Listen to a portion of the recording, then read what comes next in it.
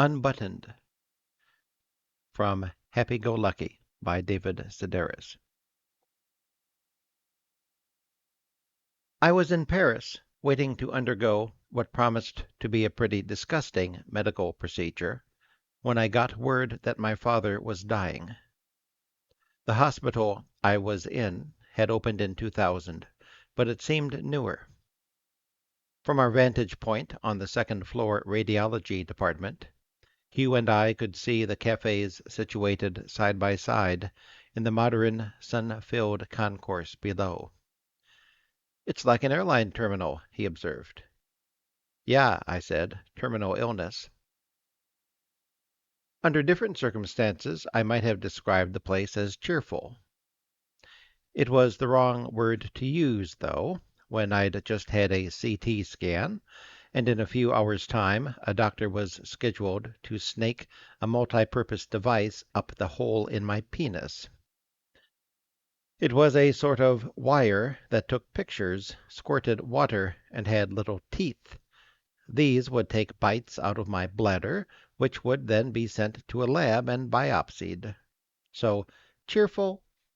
Not so much. At least for me. I'd hoped to stick out in the radiology wing, to be too youthful or hale to fit in. But looking around the waiting area, I saw that everyone was roughly my age, and either was bald or had gray hair. If anybody belonged here, it was me. The good news was that the urologist I met with later that afternoon was loaded with personality. This made him the opposite of the one I'd seen earlier that month in London when I'd gone in with an unmistakable urinary tract infection. The pain was a giveaway, as was the blood that came out when I peed. UTIs are common in women, but in men are usually a sign of something more serious. The London urologist was sullen and Scottish, the first to snake a multi-purpose wire up my penis, but sadly not the last. The only time he came to life was when the camera started sending images to the monitor he was looking at. "Ah," he trilled, "there's your sphincter."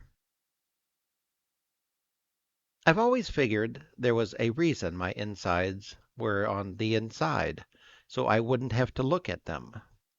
Therefore I said something noncommittal, like, "Great," and went back to wishing I were dead, because it really hurts to have a wire shoved up that narrow and uninviting slit. The urologist we'd come to see in Paris looked over the results of the scan I'd just undergone and announced that they revealed nothing out of the ordinary. He also studied the results of the tests I'd had in London, including one for my prostate. My eyes had been screwed shut while it took place, but I'm fairly certain it involved forcing a Golden Globe award up my ass. I didn't cry or hit anyone, though. Thus it annoyed me to see what the English radiologist who performed the test had written in the comments section of his report. Patient tolerated the transrectal probe poorly. How dare he, I thought. In the end, a quick prostate check and the CT scan were the worst I had to suffer that day in Paris. After taking everything into consideration, the French doctor, who was young and handsome, like someone who'd played a doctor on TV, decided it wasn't the right time to take little bites out of my bladder. "Better to give it another month," he said, adding that I shouldn't worry too much. "Were you younger, your urinary tract infection might not have been an issue, but at your age it's always best to be on the safe side." That evening, Hugh and I took the train back to London and bought next-day plane tickets for the United States. My father was, by then, in the intensive care unit, where doctors were draining great quantities of ale-colored fluid from his lungs. His heart was failing, and he wasn't expected to live much longer. "This could be it," my sister Lisa wrote me in an email. The following morning, as we waited to board our flight, I learned that he'd been taken from intensive care and put in a regular hospital room. By the time we arrived in Raleigh, my father was back at Springmore, the assisted living center he'd been in for the past year. I walked into his room at 5 in the afternoon and was unnerved by how thin and frail he was. Asleep, he looked long dead, like something unearthed from a pharaoh's tomb. The head of his bed had been raised, so he was almost in a sitting position, his mouth a dark, seemingly bottomless hole, and his hands stretched out before him. The television was on, as always, but the sound was turned off. "Are you looking for your sister?" an aide asked. She directed us down the hall, where a dozen people in wheelchairs sat watching the Andy Griffith Show. Just beyond them, in a grim, fluorescent-lit room, Lisa and Kathy were talking to a hospice nurse they had recently engaged. "What's Mr. Sedaris's age?" the young woman asked as Hugh and I took seats. "He'll be 96 in a few weeks," Kathy said. "Height?" Lisa looked through her papers.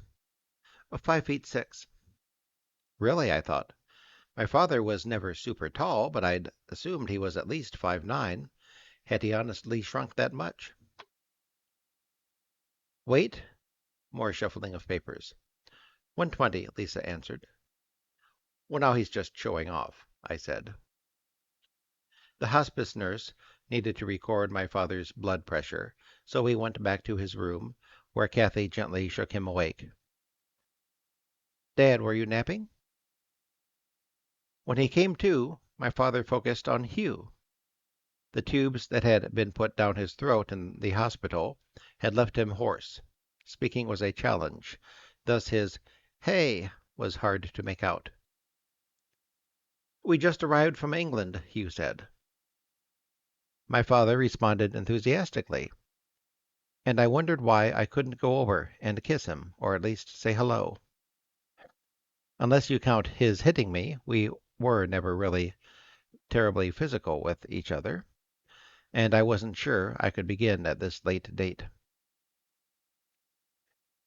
"I figured you'd rally as soon as I spent a fortune on last-minute tickets," I said, knowing that, if the situation were reversed, he'd have stayed put, at least until a discount could be worked out. All he's ever cared about is money, so it had hurt me to learn, a few years earlier, that he'd cut me out of his will. Had he talked it over with me, had he said, for example, that I seemed comfortable enough, it might have been different. But I heard about it second-hand. He'd wanted me to find out after he died. It would be like a scene in a movie, the wealthy man's children crowded into the lawyer's office. "And to my son David I leave nothing." When I confronted him about the will, he said he'd consider leaving me a modest sum, but only if I promised that Hugh would touch none of the money. Of course I told him no. "Actually, don't worry," I said, of the plane tickets. "I'll just pay for them with my part of the inherit—" Oh. "Oh, come on now," he moaned. His voice was weak and soft, no louder than rustling leaves. "I'm going to roll him over and examine his backside for bed sores," the hospice nurse said, "so if any of y'all need to turn away—" I was in the far corner of the room, beneath a painting my father had made in the late 60s of a monk with a mustache. Beside me was the guitar I was given in the 5th grade. "What's this doing here?" I asked. "Dad had it restrung a few months ago, and said he was going to learn how to play," Lisa told me. She pointed to a keyboard wedged behind a plaster statue of a joyful girl with her arms spread wide. "The piano, too." "Now?" I asked. "He's had all this time, but decided to wait until he was connected to tubes?" After the hospice nurse had finished, my father's dinner was brought in, all of it pureed like baby food. Even his water was mixed with a thickener that gave it the consistency of nectar. He has a bone that protrudes from the back of his neck and causes food to go down the wrong way, Lisa explained, so he can't have anything solid or liquid. As Kathy spooned the mush into my father's mouth, Hugh picked the can of thickener up off the dinner tray, read the ingredients, and announced that it was just cornstarch. "So how was your flight?" Lisa asked us. Time crawled. Amber-colored urine slowly collected in the bag attached to my father's catheter. The room was sweltering.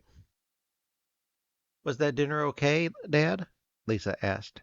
He raised a thumb. "Excellent." How had she and Paul and Kathy managed to do this day after day? Conversation was pretty much out of the question, so they mainly offered observations in louder than normal voices. "She was nice," or "It looks like it might start raining again." I was relieved when my father got drowsy and we could all leave and go to dinner. "Do you want me to turn on your TV to Fox News?" Lisa asked as we put our coats on. "Fox News," my father mumbled. Lisa picked up the remote, but when she jabbed it in the direction of the television, nothing happened. "Well, I can't figure out which channel that is, so why don't you watch CSI Miami instead?" Amy arrived from New York at 10 the following morning, wearing a black and white polka dot coat she'd bought on our trip to Tokyo. Instead of taking her straight to Springmore, Hugh and I drove her to my father's place, where we met up with Lisa and Gretchen.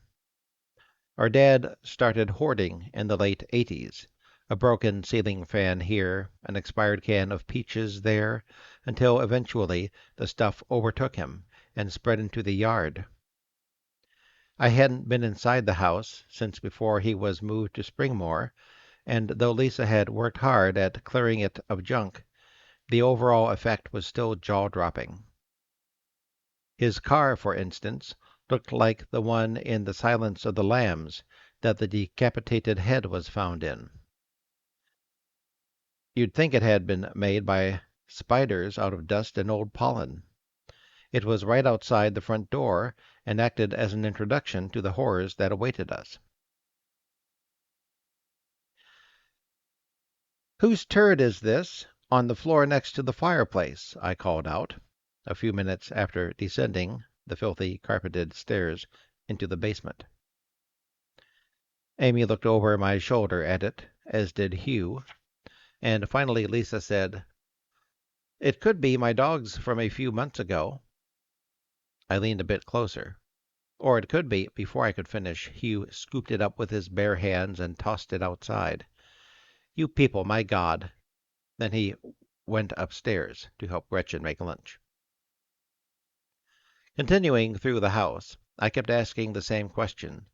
Why would anyone choose to live this way? It wasn't just the falling down ceilings, or the ragged spider webs draped like bunting over the doorways.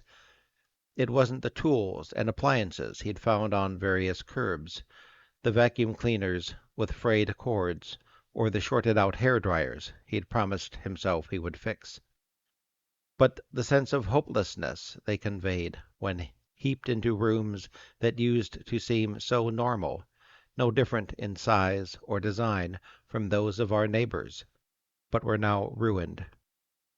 "Whoever buys this house will just have to throw a match on it and start over," Gretchen said. What struck me most were my father's clothes. Hugh gets after me for having too many, but I've got nothing compared to my dad, who must own 25 suits and twice as many sport coats. Dozens of them were from Brooks Brothers, when there was just the one store in New York and the name meant something. Others were from long-gone college shops in Ithaca and Syracuse, the sort that sold smart jackets and white bucks.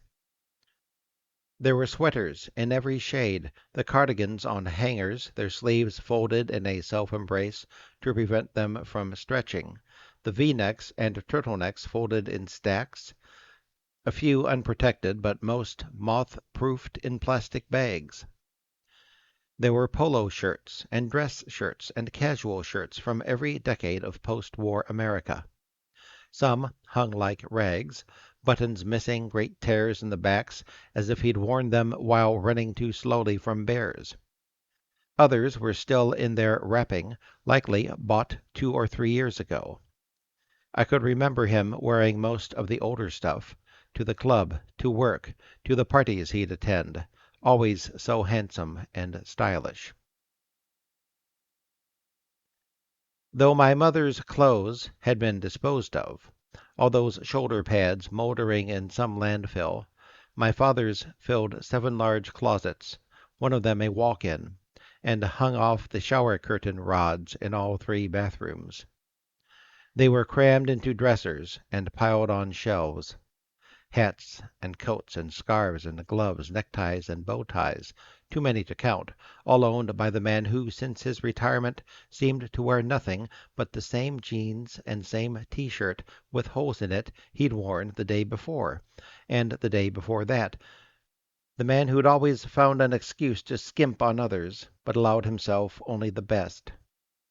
There were clothes from his self-described fat period, from the time he slimmed down, and from the years since my mother died, when he'd been out-and-out skinny. None of them thrown away or donated to Goodwill, and all of them now reeking of mildew. I nicked a vibrant red button-down shirt from the 50s, noticing, later, that it had a sizable hole in the back. Then I claimed the camel-colored, moth-eaten beret I had bought him on a school trip to Madrid in 1975. "It suits you," Hugh observed. "It matches your skin and makes you look bald," Amy said. We were all in the dining room, going through boxes with more boxes in them, when I glanced over at the window and saw a doe step out of the woods and approach some of the trash on the lawn near the carport, head lowered, as if she'd followed the scent of 50-year-old house paint hardened in rusted-through cans. "Look," we whispered, afraid our voices from inside the house might frighten her off. "Isn't she beautiful?" We couldn't remember there being deer in the woods when we were young. Perhaps our dogs had scared them off. "Oh," Lisa said, her voice as soft as our father's, "I hope she doesn't step on a rusty nail." Gretchen served Greek food for lunch, and afterward we drove to Springmore. It was a Saturday afternoon in late February, cold and raining. Our father was in his reclining chair, covered with a blanket when we arrived, not asleep, but not exactly awake either. It was this new state he occasionally drifted into, neither here nor there. After killing the overhead lights, we seated ourselves around his room and continued the conversation we'd been having in the car. "I asked Marshall to write Dad's obituary, but he doesn't feel up to it," Gretchen said. The rest of us glanced over at our father. "He can't hear us," Gretchen said. She looked at me. "So will you write it?" I'd been writing about my father for ages, but when it comes to the details of his life, the year he graduated from college, etc., I'm worthless. Even his job remains a mystery to me. He was an engineer, and I like to joke that up until my late teens, I thought he drove a train. "I don't really know all that much about him," I said, scooting my chair closer to his recliner. He looked 20 years older than he had on my last visit to Raleigh 6 months earlier. One change was his nose. The skin covering it was stretched tight, revealing facets I'd never noticed before. His eyes were shaped differently, like the diamonds you'd find on playing cards, and his mouth looked empty, though it was, in fact, filled with his own teeth. He did this thing now, opening wide and stretching out his lips, as if pantomiming a scream. I kept thinking he was in preparation for speech, but then he'd say nothing. I was trying to push the obituary off on Lisa when we heard him call for water. Hugh got a cup, filled it from the tap in the bathroom, and stirred in some cornstarch to thicken it. My father's oxygen tube had fallen out of his nose, so we summoned a nurse who showed us how to reattach it. When she left, he half raised his hand, which was purpled with spots and resembled a claw. "What's on your mind?" he asked Amy, who had always been his favorite and was seated a few yards away. His voice couldn't carry more than a foot or two, so Hugh repeated the question. "What's on your mind?" "You," Amy answered. "I'm just thinking of you and wanting you to feel better." My father looked up at the ceiling and then at us. "Am I real to you kids?" I had to lean in close to hear him, especially the last half of his sentences. After 3 seconds he'd run out of steam, and the rest was just breath, plus the oxygen machine was loud. "Are you what?" "Real." He gestured to his worn-out body and the bag on the floor half filled with his urine. "I'm in this new life now." "It'll just take some getting used to," Hugh said. My father made a sour face. "I'm a zombie." I don't know why I insisted on contradicting him. "Not really," I said. "Zombies can walk and eat solid food. You're actually more like a vegetable." "I know you," my father said to me. He looked over at Amy and at the spot that Gretchen had occupied until she left. "I know all you kids so well." I wanted to say that he knew us superficially at best. It's how he'd have responded had I said as much to him. "You don't know me." Surely my sisters felt the same way I did, but something, most likely fatigue, kept them from mentioning it. As my father struggled to speak, I noticed his fingernails, which were long and dirty. "If I just dropped out of the sky like this, you'd think I was a freak." "No," I said, "you'd think you were a freak, or at least a loser." Amy nodded in agreement, and I plowed ahead. "It's what you've been calling your neighbors here, the ones parked in the hall who can't walk or feed themselves. It's what you've always called weak people." "You're 100% right," he said.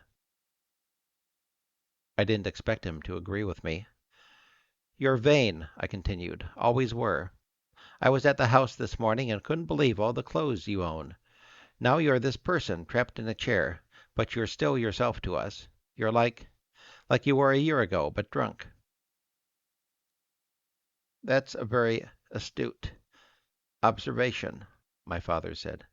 "Still, I'd like to apologize."